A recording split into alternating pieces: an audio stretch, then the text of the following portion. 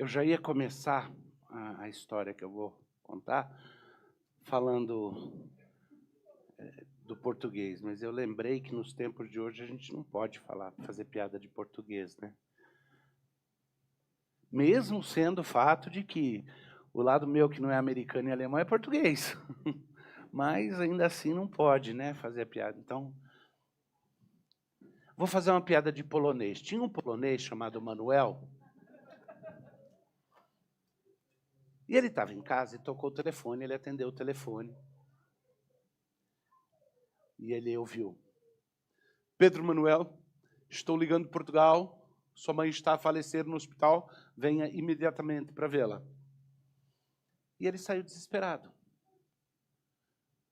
Entrou, tentou funcionar o carro dele, não funcionava. Ele saiu correndo na rua, pegou um táxi e foi para o aeroporto. Chegou no aeroporto, ele tentou comprar um bilhete de avião, não tinha. Os aviões estavam todos parados porque estava com um problema no aeroporto, não tinha avião. Ele pagou um táxi para correr para o porto. Eu estou falando táxi porque a idade mostrando, né? Hoje não é mais táxi, o que é que vocês usam? É Uber, né? Uber. Ele pegou o Uber, foi para Santos, chegou no Porto de Santos, foi lá procurar um navio para levar ele para Portugal, para ver a mãe dele. Não achou, não tinha navio. No desespero, ele pulou ao mar e começou a nadar em braçadas. Tomou o rumo e começou a nadar. Depois que ele tinha nadado alguns quilômetros, ele parou e falou, espera aí. Meu nome não é Pedro Manuel, é só Manuel. Eu não tenho mãe que mora em Lisboa. O que eu estou fazendo aqui?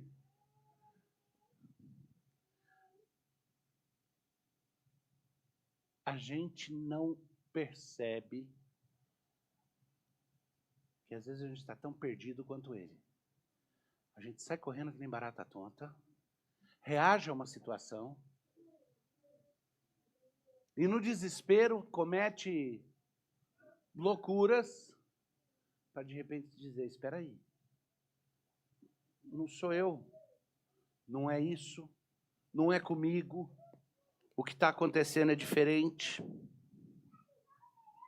Pedro começa a carta dele, e as epístolas de Pedro foram escritas especificamente preparando a igreja num momento que antecedia a perseguição. Elas são escritas para preparar a igreja e o povo de Deus para sobreviver e, mais que sobreviver, florescer em tempos difíceis.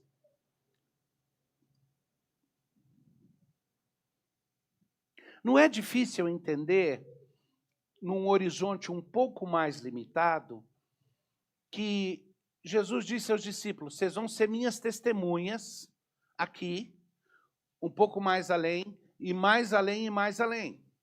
E no livro de Atos, a gente lê que a igreja estava vivendo um momento tão bom, tão bacana, tão emocionante em Jerusalém, nas primeiras décadas, que eles não se espalharam e não estavam espalhando o evangelho para outros lugares. E o evangelho, diferente da dispensação do momento no qual Deus trabalhou mais restritamente com um grupo étnico, com os judeus, o evangelho era a expansão do povo de Deus para incluir também os gentios. E para que a igreja se espalhasse entre os gentios, foi preciso que houvesse pressão, que as coisas esquentassem, porque senão a igreja ia ficar na sua zona de conforto. Igual a mim, igual a você, que ficamos na nossa zona de conforto até que alguém acenda um fogo debaixo da nossa cadeira. E daí a gente levanta e vai fazer o que tem que fazer. Infelizmente, somos assim. E Deus está preparando a igreja e vai vir perseguição para a igreja vai precisar se espalhar para todo canto que havia. E o apóstolo Pedro começa a escrever para igrejas que estão já se espalhando em outros cantos. Ele começa a primeira epístola assim, Pedro, apóstolo de Jesus Cristo, aos eleitos que são forasteiros da dispersão. O que é a dispersão? é isso, são as pessoas que foram forçadas a sair e ir para outros lugares. Da dispersão no Ponto, Galácia, Capadócia, Ásia e Bitínia. Interessante entender que há dois sentidos nos quais a igreja estava sendo preparada para a perseguição. Havia a perseguição religiosa dos próprios judeus em Jerusalém, na Judéia, onde a disputa era primariamente religiosa, ostensivamente religiosa. O problema era Jesus. Então, Paulo perseguia os cristãos, havia aquela perseguição, Estevão foi apedrejado.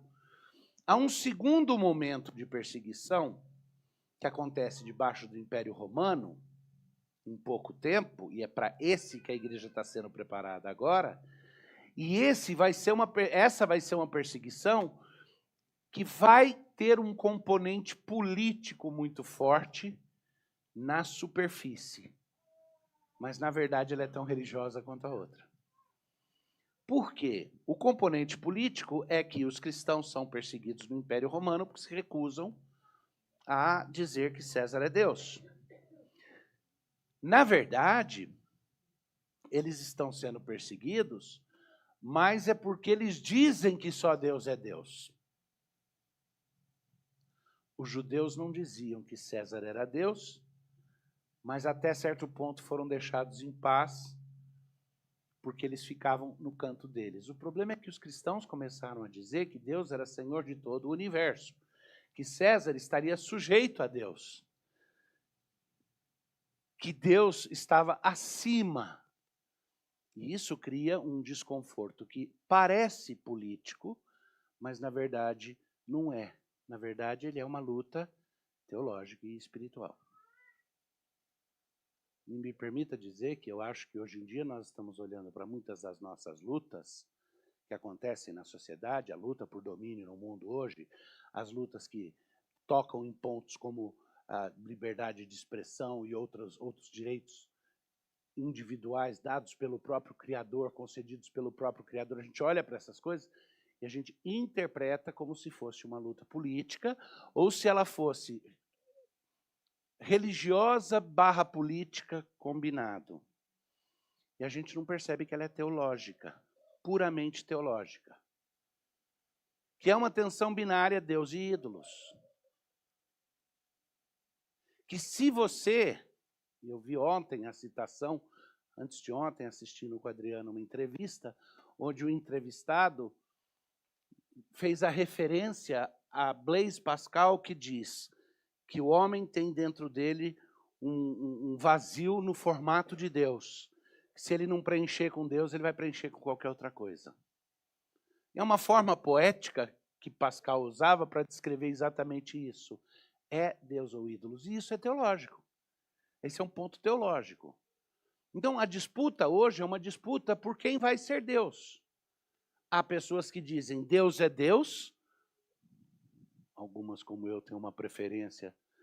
Já contei isso para vocês uma vez, mas faz muitos anos, então talvez alguns de vocês não saibam, mas um segredinho, a minha passagem favorita de todas as escrituras, e olha que tem muitas que eu amo, é seja Deus verdadeiro e todo homem mentiroso. Esse é o meu verso favorito, seja Deus verdadeiro e todo homem mentiroso. Por quê? Porque eu digo, Deus é Deus. Ele é a verdade, Ele é caminho e vida, Ele é a autoridade final. Ou eu vou tentar afirmar que Deus é Deus, mas tem outros deuses, tem outras coisas parecidas. Ou eu vou dizer que Deus é Deus, mas na verdade eu vou servir outros cultos, e aí é puramente adultério, né? Aí é puramente adultério. Apostasia é adultério. Dizer que Deus é Deus, continuar professando, mas servir a outros deuses. Oséias fala muito sobre isso. Mas as lutas que nós estamos enfrentando, elas são mais e mais abertamente teológicas e espirituais. É a respeito de quem tem o direito de definir a identidade do ser humano, de definir gênero, de definir circunstâncias e situação, quem tem o direito sobre as criaturas, e do outro lado aqueles que dizem, não, eu me autodefino, ou o Estado tem o direito de definir quem eu sou, de dizer quem eu sou, os cientistas têm o direito de definir as coisas, e eu vou procurar várias outras formas de interpretar a realidade sem que eu precise referenciar o Criador e referenciar a Deus. Então Pedro começa a carta dizendo, Pedro, apóstolo de Jesus Cristo, aos eleitos que são forasteiros na dispersão, e aí ele cita um ponto, Galácia, Capadócia, Ásia e Bitínia, e ele diz, eleitos segundo a presciência de Deus, em santificação do Espírito Santo, eleitos, chamados, em santificação do Espírito Santo, eleitos para quê? Eleitos para obediência e a aspersão do sangue de Jesus Cristo. Graça e paz vos sejam multiplicados. Eu vou ler de novo e eu quero que você acompanhe só ouvindo agora.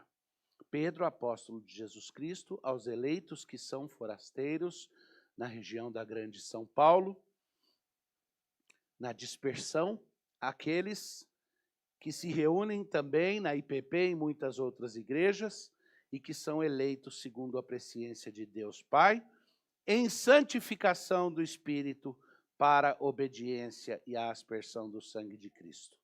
Graça e paz vos sejam multiplicados. É pessoal, ele está escrevendo de forma pessoal.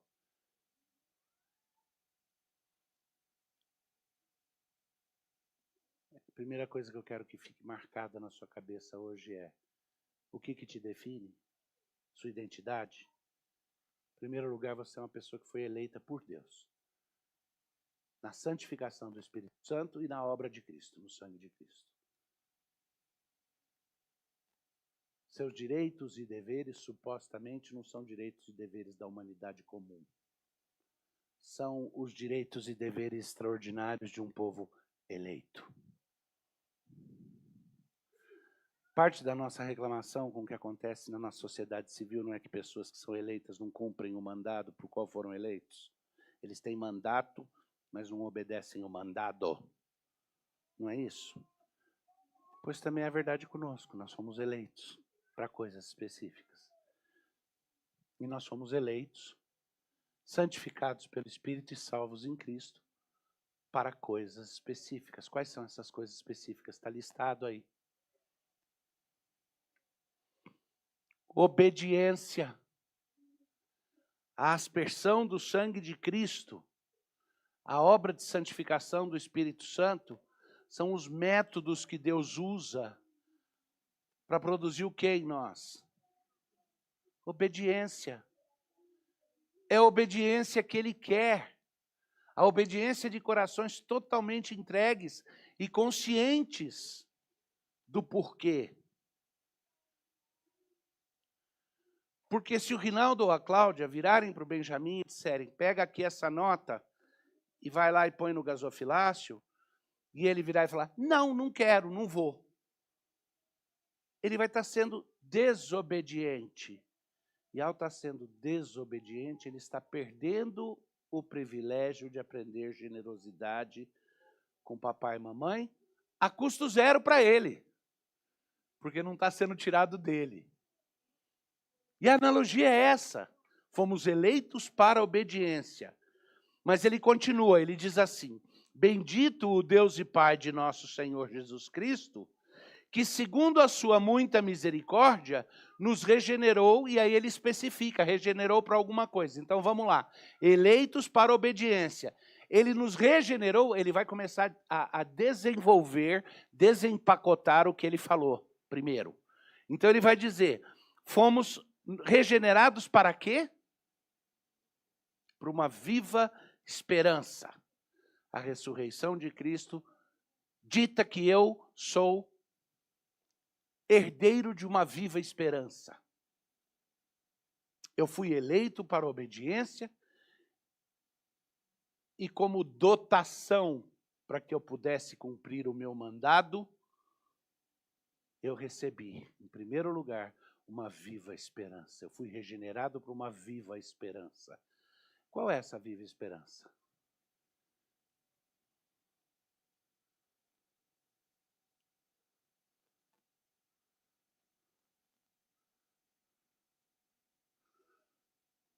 Se eu fosse um homem muito, muito, muito rico, e eu fizesse um cheque de 50 milhões de reais? Não, 50 milhões de dólares. E eu oferecesse para você e dissesse, você quer? Você quer? Ok. Então, me dá o seu cérebro e eu te dou esse dinheiro.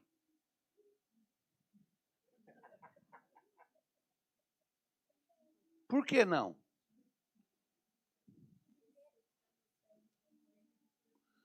Vai morrer e não vai poder aproveitar o dinheiro. Interessante. O mundo não pode prometer qualquer esperança que vá além da morte. Não tem dinheiro, não tem riqueza, não tem poder, não tem prazer, não tem nada, nada, nada que transcenda a morte. Só há uma viva esperança para além da morte. Aí você vira para mim e fala, e as outras religiões? Ok, vamos lidar com as outras religiões. As religiões orientais que acreditam que há um ciclo, elas são panteístas. Que esperança elas têm? Existe vida depois da morte para eles? Depende do que você chama a vida. Sua consciência não sobrevive. Seu interior, sua energia vital, sua alma sobrevive. Mas não o seu senso de eu. O Davi não sobrevive, ele reencarna como outra coisa. Então, que esperança eu tenho para depois da morte? Eu, Davi. Você, Rinaldo, que esperança a gente pode ter para depois da morte se a vida é nada mais do que um ciclo de reencarnações? Nenhuma. Ah, mas e religiões monoteístas que dão algum tipo de esperança? Tá, sabe a esperança que o Islã te dá? Se você tivesse se comportado muito bem, talvez Alá resolva te recompensar. Tem uma piadinha infame, né, de que se você ainda for um mártir, você pode, né, quanto que é lá? É. E tem a piadinha que não é bem definido, né? Pode ser um monte de mulher de 90 anos de idade, né, Rinaldo? Ou um bando de homem que acaba na mesma categoria. Não tem uma esperança real, concreta. A promessa é, talvez, inshallah, se ele quiser, ou não. Não tem nenhuma promessa de garantia. A única esperança viva que nós temos é a do Evangelho, que diz, se Cristo ressuscitou dos mortos, nós também ressuscitaremos com ele. E nós fomos chamados para uma esperança viva. Então vamos lá?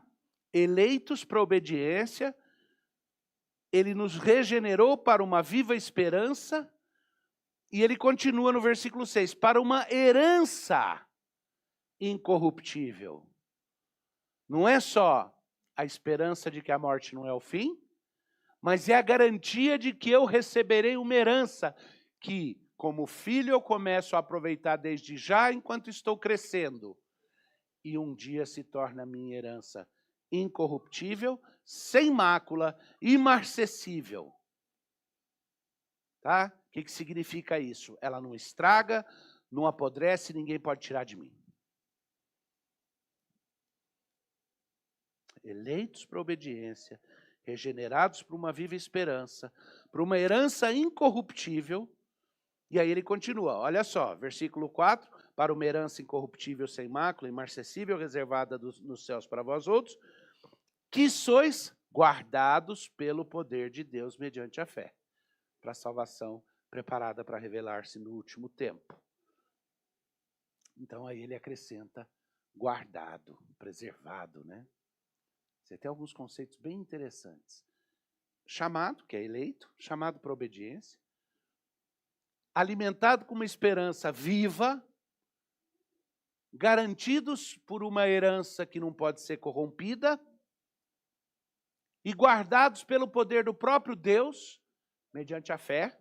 Não está no abstrato, guardados pelo poder de Deus, no abstrato, está dizendo, guardados pelo poder de Deus, mediante a fé, ou seja, a sua crença e confiança no poder de Deus, guarda a sua mente, preserva seu coração e garante a sua integridade até o dia do juízo de Deus.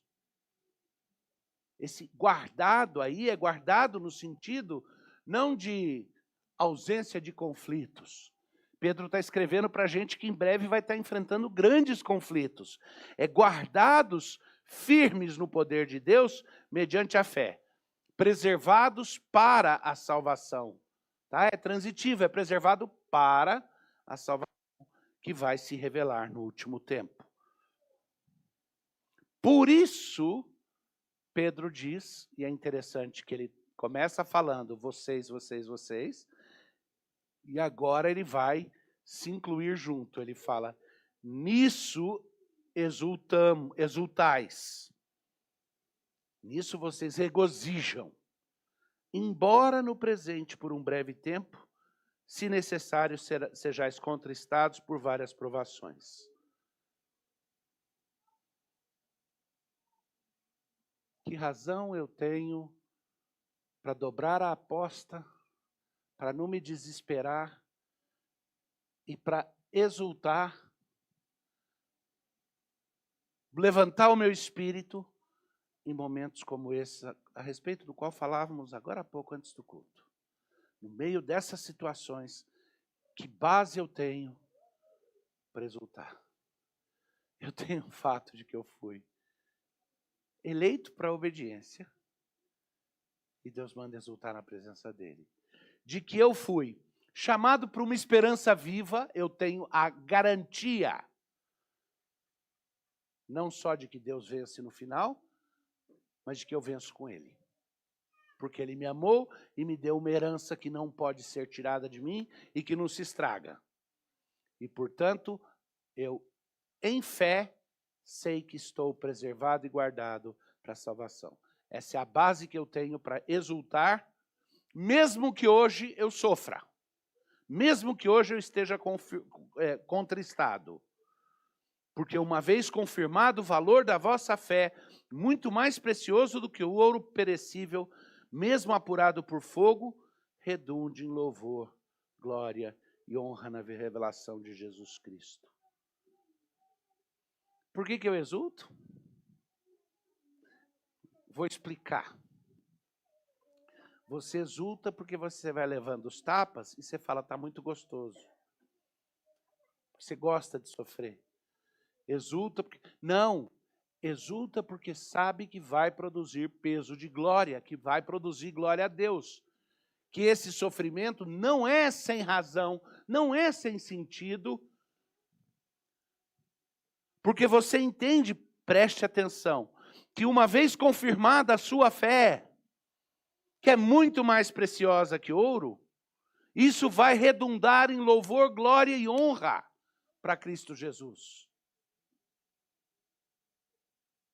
E quando eu sou usado para trazer louvor, glória e honra para Cristo Jesus, eu me glorio nele.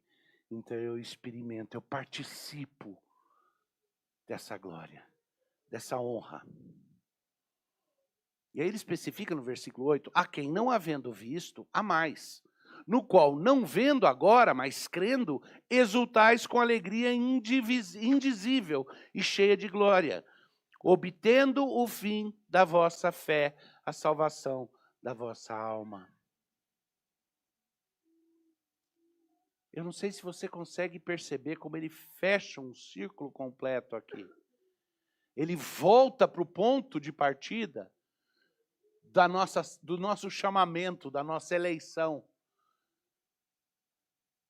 De certa forma, pode-se dizer que ele está justificando por que ele tem o direito de escrever a carta que está escrevendo para eles e no comecinho chamá-los do jeito que chama. Tratá-los como povo tão especial. E para mim é uma maravilha e eu me sinto exultante de poder chamar vocês de forma semelhante, sabendo que nós exultamos nessas coisas, ainda que preparados para as provações temporárias que podem vir. Porque no final das contas, nós exultamos em Cristo, nós amamos a Cristo. E aí ele continua no versículo 10.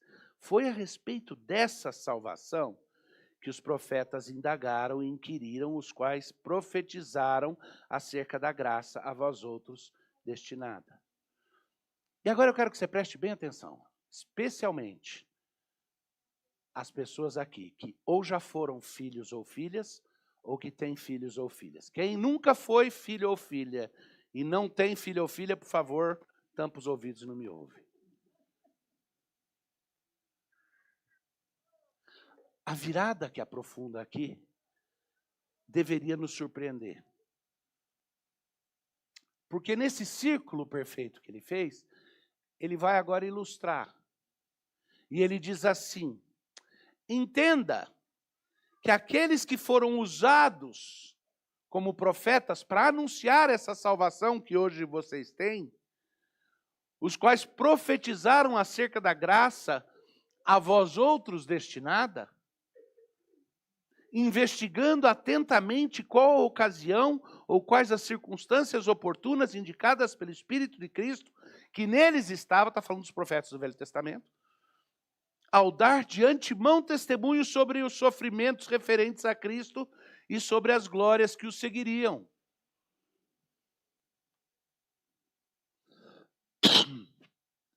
Ele está falando, pega os profetas do Antigo Testamento e entende que eles tinham vocês em vista quando eles falavam das glórias por vir e da necessidade de exultar em meio às provações por vir. Eles pensavam em vocês. Eu resolvi começar com as crianças, fazendo a pergunta da oferta, porque aqui na frente eu estava vendo a doutora Cláudia, que está sentada na primeira cadeira, dando a oferta para o Benjamin levar. E na hora me ocorreu, isso daí é um exemplo perfeito do que eu vou falar. Porque não só Pedro fala de como Deus nos deu uma herança, Deus nos deu uma série de coisas, mas ele vira e fala que os profetas estavam pensando em nós. Que os profetas estavam olhando para frente e provendo para nós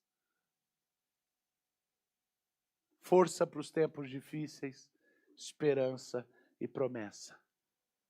Do jeito que pais provêm para os seus filhos, na expectativa de dar a eles um futuro.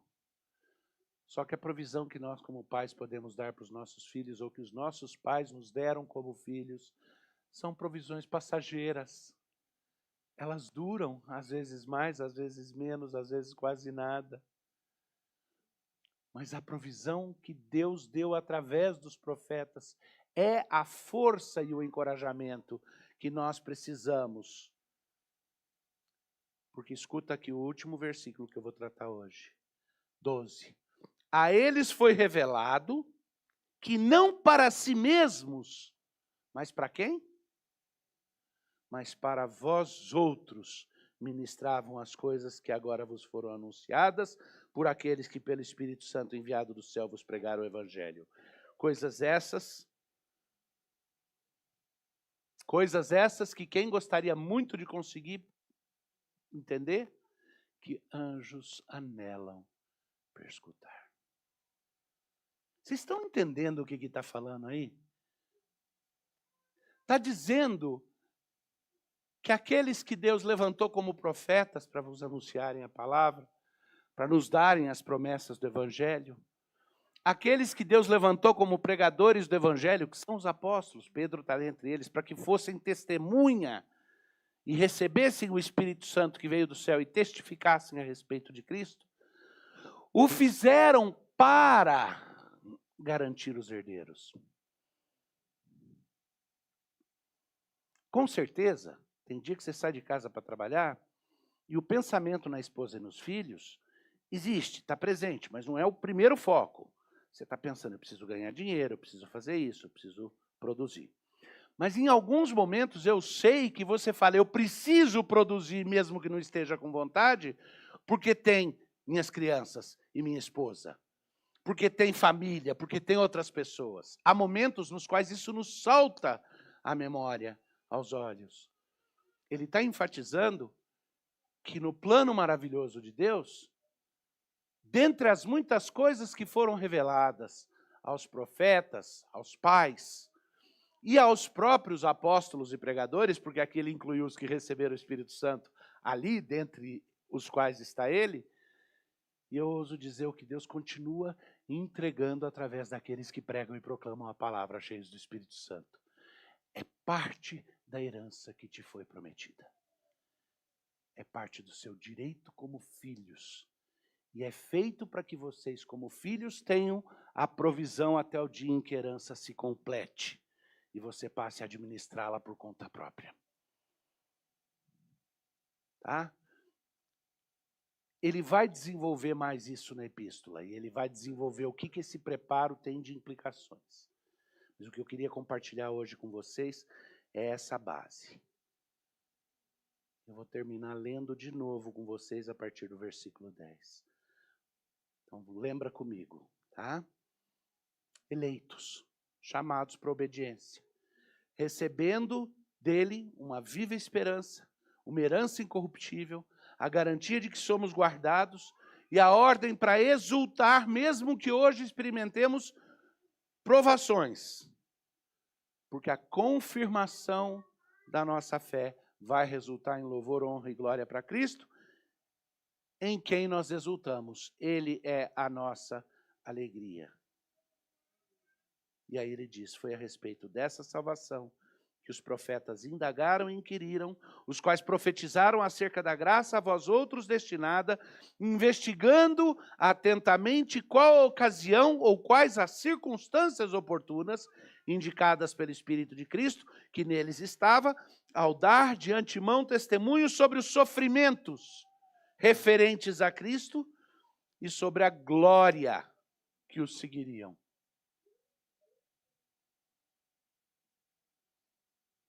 A eles foi revelado, eu consigo me imaginar ali no lugar de Pedro dizendo, a mim foi revelado, a eles foi revelado que não para si mesmos, mas para vós outros ministravam as coisas que agora vos foram anunciadas por aqueles que, pelo Espírito Santo enviado do céu, vos pregaram o Evangelho.